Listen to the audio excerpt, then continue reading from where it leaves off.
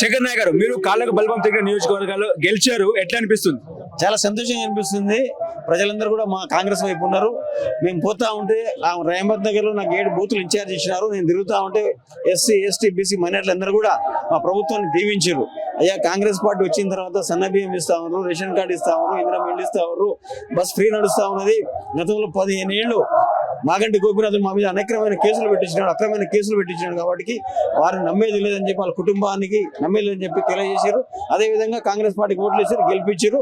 జూబ్లీస్ ప్రజలందరూ కూడా ధన్యవాదాలు. మిమ్మల్ని ఎందుకు నమ్మారు? కాంగ్రెస్ ప్రజలంటే ఏం చెప్తారు? కాంగ్రెస్ పార్టీకి ఎందుకు నమ్మారు? సంక్షేమ పథకాలు తీసుకుపోతున్నాం ప్రజల్లోకి, ప్రజలకు మెరుగైన పాలన ఇస్తా ఉన్నాం. ఈ 2 సంవత్సరాల్లో ప్రజాపాలన తీసుకొచ్చినాం. ప్రజల ముంగిట ఉన్నాం, మేము ప్రజల కోసం ఉన్నది ఇలా కాంగ్రెస్ పార్టీ. కాబట్టి మమ్మల్ని నమ్మిర్రు. అదే బీఆర్ఎస్ పార్టీ గడిలలో ఉంటుంది కాబట్టి మమ్మల్ని నమ్మిరు. మా పార్టీ ప్రజల కోసం ఉంటుంది, బడుగు బలైన వర్గాల కోసం ఉంటుంది కాబట్టి మమ్మల్ని నమ్మిరని లేదు. మీ అభ్యర్థి రౌడీ అన్నారు, ఆకు రౌడీ అన్నారు, గుండా అన్నారు, సెటిల్మెంట్ అన్నారు, అదంతా కూడా ప్రజలు నమ్మలేదంటారా? ఎవరు చేసిన ఆరోపణ? బీఆర్ఎస్ వాళ్ళు చేసారు. బీఆర్ఎస్ వాళ్ళకి మసిబుసి మాట్లాడికేం చేస్తా ఉంటారు. కాబట్టి బీఆర్ఎస్ వాళ్ళు చేసిన ఆరోపణ అంతా అబద్ధము. వాళ్ళ అబద్ధాలలో డిగ్రీ పట్టపుచ్చుకున్నారు. కేసీఆర్ వాళ్ళందరూ, హరీష్ రావు కూడా, కేటీఆర్ కూడా. కాబట్టి వాళ్ళ అబద్ధాలను దిట్ట కాబట్టి అబద్ధాలు మేము ఆడలేము. మేము మాట మీద కట్టుబడి ఉంటాం, ప్రజల కోసం ఉంటామని తెలియదు. మీరు తీసుకొచ్చిన హైడ్రా కూడా ప్రజలు నమ్మలేదంటారా? నమ్మిరన్నట్టుగా ఇప్పుడు హైడ్రా మంచిది అనుకుంటారు ప్రజలందరూ. ఎందుకంటే అక్రమ కట్టడాలు కూల్చేసింది. ఇప్పుడు మొన్న ఇంత పెద్ద ఫ్లడ్ వచ్చింది, ఎక్కడ కూడా ఒక ఇల్లు మునిగిపోలేదు, ఎవరు డ్యామేజ్ కాలేదంటే అర్థమైంది హైడ్రా మంచిదనే కదా అర్థం. ఈ పథకాల మీద ప్రజలు ఇప్పటికీ సంతృప్తంగానే ఉన్నారా? మొత్తం సంతృప్తిగా ఉన్నారు కాబట్టి మాకు ఈ రిజల్ట్ కనబడతా ఉంది. ఈ రిజల్ట్ కనబడతా ఉంది. ఈ ఎన్నిక దేనికి రిఫరెండం అనుకోవచ్చు? రేపు 28 ఎన్నికలకా, లేకపోతే జిహెచ్ఎంసీ ఎన్నికలకా, స్థానిక సంస్థల ఎన్నికల? స్థానిక సంస్థలు, జిహెచ్ఎంసీ, రేపు రాబోయేటువంటి 28 ఎన్నికలు కూడా. ఛాలెంజ్ స్వీకరిస్తున్నారా? ఛాలెంజా? స్వీకరిస్తున్నాం. రాబోయేది కూడా మా ప్రభుత్వమే. రేపు మళ్ళీ ఇంకా నెక్స్ట్ 10 ఏళ్ళు రేవంత్ రెడ్డి ముఖ్యమంత్రి. 15 సంవత్సరాలు ఉంటారా? 10 సంవత్సరాలు ఉంటారా? 100% ఉంటాం. Thank you. ఏంటండి, 6 రౌండ్ ముగిసేసరికి కాంగ్రెస్ పార్టీకి 10,000 ఓట్ల మెజార్టీ వచ్చే పరిస్థితి. సో గెలుపు సంబరాలు స్టార్ట్ అయినది, ఎట్లా చూస్తారు విజయాన్ని? గెలుపు సంబరాలు స్టార్ట్ అయినంటే మేము చాలా ఆనందంగా ఆహ్లాదంగా ఈ సంబరాలను చేసుకుందాము రెడీగా ఉన్నాము. ఇందులో రాష్ట్ర నలుమూలల నుంచి కూడా కార్యకర్తలు వచ్చి మాకు తోడ్పడుతూ ఉన్నారు. అంటే కాంగ్రెస్ పార్టీకి జూబ్లీస్ ప్రజలు ఎందుకు పట్టం కట్టారంటే ఏం చెప్తారు? ఎందుకు పట్టం కట్టారు అంటే కష్టకాలంలో కూడా జూబ్లీస్ ని ఆదుకోవడం జరిగింది. ఇప్పుడైతే కరోనా సమయంలో ఎవరు కూడా బయట రాలేని స్టేజ్ లో ఉన్నారు, మధ్యతరగతి వాళ్ళు కానీ పూర్ పీపుల్ ఎవరైతే ఉన్నారో ఆ సమయంలో కూడా అన్న వాళ్ళకి అనుకున్న విధంగానే సహాయం ఎప్పటికప్పుడు అందాల్సిన సరుకులు కానీ అన్ని అందడం జరిగింది. అదే మొదటి పట్టు అయింది అన్న ఆశీర్వాదం కోసం. ఎప్పుడైతే నియోజకవర్గం ఏర్పడక ముందు కూడా జూబ్లీస్ అనేది ఆ టైం నుంచి కూడా ఆయన ఈ బస్తీవాసుడు యొక్క గెలుపు చరిత్రలో నిలవబోతా ఉంది. చరిత్రలో నిలవాలని చెప్పేసి జూబ్లీస్ నియోజక ప్రజలందరూ కూడా చైతన్యవంతంగా అన్న ఎన్నుకోవడం జరిగింది. జూబ్లీస్ ప్రజలు ముఖ్యంగా బీఆర్ఎస్ కి ఎందుకు పట్టం కట్టలేదంటారు? జూబ్లీస్ నియోజక ప్రజలకి అవగాహన ఉంది, వాళ్ళు చైతన్యవంతులు, వాళ్ళు ఆలోచన విధానం నేర్చుకున్నారు. గతంలో 10 ఏళ్ళు మోసపోయిన కడుపు గాలి రాత్రులు పగలు ఇవ్వడం జరిగింది. వాటన్నిటి నుంచి చీల్చుకోవడానికి, బయట పడడానికి వాళ్ళకి ఒక అవకాశం వచ్చిందని చెప్పి దేవుడిని మొక్కుతూ వాళ్ళు ఓటేయడం జరిగింది. ఆ దేవుడిని మొక్కుతున్న ఓటే ఈరోజు అన్నకి ఆశీర్వాదం నిలిచి ఆశీర్వాదంతో అన్న అధిక మెజారిటీతో గెలవబోతా ఉన్నాడు. కానీ ఇప్పుడు రౌడీ అని చెప్పి ప్రొజెక్ట్ చేస్తారు నవీన్ యాదవ్ ని, అదేవిధంగా గుండా అన్నారు, అదేవిధంగా గెలిస్తే వసూలు అని చెప్పేసి కేటీఆర్ ప్రాపగండా క్రియేట్ చేసిన నేపథ్యంలో నిజంగా ఇదంతా జరుగుతుందా? యాక్చువల్ గా వాళ్ళ ఆశీర్వాదాలే అని అనుకుంటాం మేము. వాళ్ళ తిట్లు, వాళ్ళ అరుపులు, వాళ్ళ ఆరోపణలు అన్ని కూడా నవీన్ అన్న గారికి ఆశీర్వాదంగా అన్న తీసుకున్నాడు. మేము అన్న మాట మీద మేము అంతా తీసుకున్నా ఉన్నాం. వాళ్ళ కిన్ని డేస్ లో కూడా మేము ఎక్కడ కూడా రౌడీజాలు కానీ దౌర్జన్యాలు కానీ మేము చూపలేదు. నిన్న మాగంటి సునీత గారి అసలు నిజ స్వరూపం పాడి కౌశిక్ రెడ్డి గారి నిజ స్వరూపం కూడా బయటపడింది. ప్రజలకి లేటే తెలిసింది. అది మొదటి నుంచి తెలిసింటే వాళ్ళకి ఆ కొన్ని ఓట్లు కూడా కార్యకర్తలు కూడా వేయకపోతుంటే బహుశా ఆ కొన్ని ఓట్లు కూడా వచ్చింది కూడా వాళ్ళ కార్యకర్తలే అనుకుంటా నాకు తెలిసి. వాళ్ళందరూ కూడా దౌర్జన్యాలు అన్ని కూడా ప్రజలు నిన్న చూడడం జరిగింది. వాళ్ళందరూ నిజాలు తెలిసి మేము మంచి చేసినాము, ఒక మంచి వ్యక్తి ఓటేసినాం అని చెప్పి ప్రజలు నిర్ణయించుకుని మాత్రం ఓటేయడం జరిగింది. ప్రజలు హైడ్రాన్ చూడలేదంటారా? హైడ్రాను అసలు పట్టించుకోలేదంటారా? హైడ్రా మీద చూసారు కానీ హైడ్రా మీద అవగాహన కూడా కలిగి ఉన్నారు. హైడ్రా చూడగానే కూలిపోయింది, గోడ కూలిపోయింది, ఇల్లు కూలిపోయింది అని ఎంత అనుకున్నారు.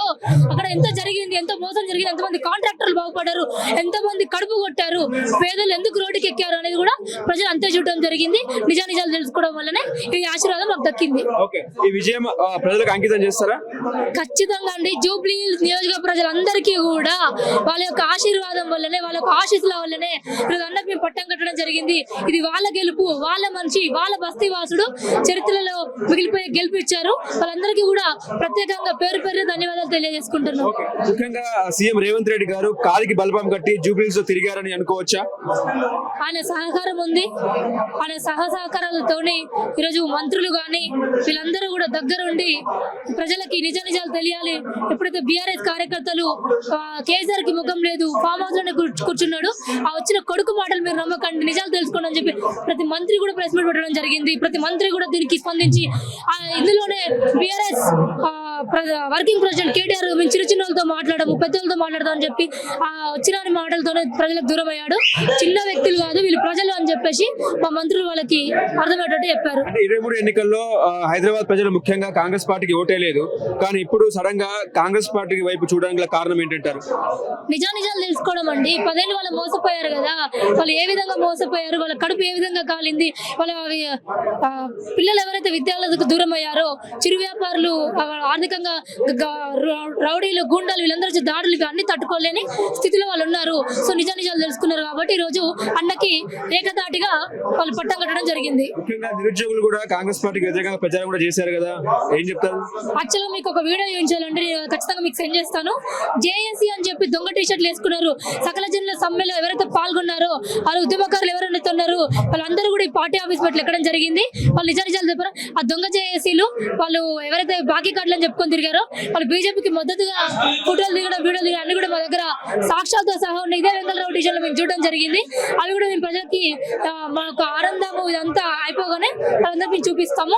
లేటెస్ట్ నిజాలు వాళ్ళకి మేము తెలియజేస్తాం ప్రజలందరికీ కూడా. బీజేపీకి అసలు డిపాజిట్ కూడా రాని పరిస్థితి, ఏం చెప్తారు? ఆఫ్ కోర్స్ అండి, మీరు మైనారిటీలు వద్దు, అందులో ఉన్నవారు లేనివారు అక్కడ రెడ్డిలో మాత్రమే ఉంటారు అని చెప్పేసి ప్రజలు అనుకున్నారు. కానీ ఒక బీసీ నాయకుడు నిలబడంతో సార్ ఒక ఓసీ కేటగిరీ తీసేసుకుంటే ఓసీలకే బీజేపీ అంకితం అని చెప్పేసి ప్రజలు మాకు లైవ్ గా చెప్పడం జరిగింది. సో మేము ప్రజల మాటలు నమ్ముకొని మీకు చెప్పడం జరుగుతూ ఉంది. ఒక బీసీకి టికెట్ ఇవ్వడము వాళ్ళకి నచ్చలేదు. సో బీసీ వాళ్ళు ఇక్కడ ఎక్కువ మెజారిటీతో ఉండడం వల్ల, మైనారిటీలు ఎక్కువ ఉండడం వల్ల వాళ్ళ కడుపు కాలడంతో అయితే వాళ్ళ బాధలు ఏవైతే ఉన్నాయో వాళ్ళని ముందుకు రానివ్వట్లేదో వాళ్ళు అవగాహన చెందినారు, చైతన్యవంతులైన కంకణం కట్టుకున్నారు. ఒక బీసీ వ్యక్తిని చేస్తే రేపు నాడు ఇంకో మైనారిటీకి అవకాశం ఉంటుంది, అవకాశం కట్టిస్తుంది అని చెప్పేసి వాళ్ళు అనుకొని వాళ్ళకి డిపాజిట్ కూడా రాకుండా చేశారు. అంటే ఓట్ల ఎన్నిక సరిగ్గా జరగలేదు, దొంగ ఓట్లు వేశారన్నట్టు చెప్పే వాళ్ళకి ఏం చెప్తారు? బై ఎలక్షన్స్ అంటే ఈ మాటలు తీసుకొస్తా ఉంటారు. మరి గతంలో మునుగోడులో జరిగిన ఎలక్షన్స్ కూడా మేము అలాగే అనుకోవచ్చా? లేదు. ఎందుకంటే ఆ రోజు కూడా పార్టీకి కొంతమంది, వ్యక్తికి కొంతమంది చేయడం జరిగింది కాబట్టి మేము ఓటమిని కూడా ఆ రోజు కూడా అంగీకరించడం జరిగింది. ఓటమిని అంగీకరిస్తాము, గెలుపుని అంగీకరిస్తాము. ఈ 2 సార్లు నవీన్ ఓటమిని అంగీకరించాడు, ఈ రోజు 3వసారి గెలుపునిచ్చారు. బండ్లు ఓడలైతే ఓడలేడు బండ్లు అయితే అన్నట్టుగా అన్న గెలుపు కూడా ఈ రోజు జరిగింది. సెంటిమెంట్ చూడలేదంటారా? సెంటిమెంట్ ఎందుకంటే వ్యక్తిగత జీవితాన్ని రాజకీయాలకు ఎందుకు తీసుకొస్తా ఉన్నారు? అదొక ఇంటి ఆడపిల్ల పాపం పరిస్థితిలో ఉన్నదాన్ని మీరు తీసుకొచ్చి ఇక్కడికి రుద్దడం అనేది తప్పు. అది అవగాహన లేని కార్యకర్తలు చేసిన తప్పుడు ఆరోపణలు. వ్యక్తిగతంగా ఎటువంటి సహాయం కావాలన్నా ఈ జూబ్లీ నియోజకవర్గం కేటీఆర్ రేపు మీద దాడికి దిగడానికి కూడా అవకాశాలు ఉన్నాయి. ఎందుకంటే వాళ్ళ తల్లి ముందుకు వచ్చింది. సో అలాంటి కష్ట సమయంలో కూడా నవీన్ యాదవ్ అన్న వాళ్ళకి సహకరిస్తాడు. ఈ గేట్లు ఎప్పుడు తీసి ఉంటే అవి ఎప్పుడైనా వచ్చి సహాయం పొందవచ్చు. చివరిగా జూబ్లీ ప్రజలకు ఏం చెప్తారు? జూబ్లీ ప్రజలందరికీ కూడా మీరు ఇంత మెజారిటీతో తోటి అన్నని ఆశీర్వదించడం అనేది చాలా సంతోషకరం. అన్నని ఇంత ఆశీర్వదించినందుకు మీ అందరికీ కూడా పేరు ధన్యవాదాలు తెలియజేసుకుంటున్నాం. Thank you. హలో, తెలుగు రాజ్యం ఛానల్ చూస్తున్నారా? సామాజిక, రాజకీయ, జీవన చిత్రణే తెలుగు రాజ్యం. అతిశయోక్తులు, అసత్యాలు ఉండవు. రాజకీయ కోణం కాదు, ప్రజా కోణమే కొలబద్ద. తెలుగు రాజ్యం వీక్షణ మీ ఉత్తమ అభిరుచికి నిదర్శనం.